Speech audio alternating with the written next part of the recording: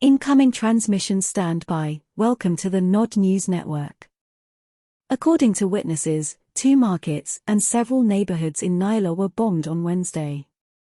According to an AFP report, citing a medical source and witnesses, Wednesday's airstrikes in several areas in Nyla, the capital of South Darfur state in war-torn Sudan, killed at least 40 people.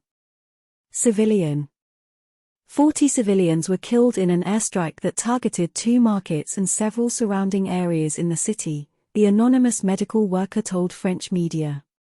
Witnesses in the area reported airstrikes on 2 markets, causing civilian casualties. The Darfur region has reportedly seen some of the worst violence since fighting began on April 15 between the Sudanese Armed Forces, SAF, and the Paramilitary Rapid Support Forces, RSF. According to the Armed Conflict Location and Event Data Project, nearly 7,500 people were killed in 5 months of fierce fighting. The latest attack came a day after reports of 17 civilians killed in Omdurman, Sudan's second most populous city, which witnesses blamed on the RSF bombing. However, in a statement released on Wednesday, RSF claimed that the attacks on Monday and Tuesday were carried out by extremist Burhan militia, referring to the Sudanese army. RSF also claimed that the bombing of residential areas and markets in Khartoum, East Nile, Bori and Omdurman by the SAF this week had led to the deaths of more than 104 people and hundreds of injuries.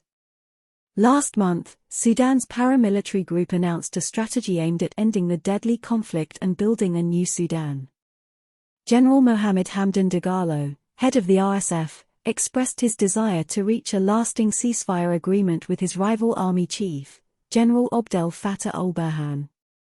The army chief rejected the RSF proposal, saying he would not make deals with traitors. The Sudanese government announced Wednesday that General al-Burhan is on his way to Turkey to meet with President Recep Tayyip Erdogan about bilateral relations and ways to strengthen them. The Turkish leader had previously offered to hold peace talks in the Sahel region, where the United Nations estimates more than 4 million people have fled since the conflict began in mid-April. This has been the Nod News Network, transmission complete.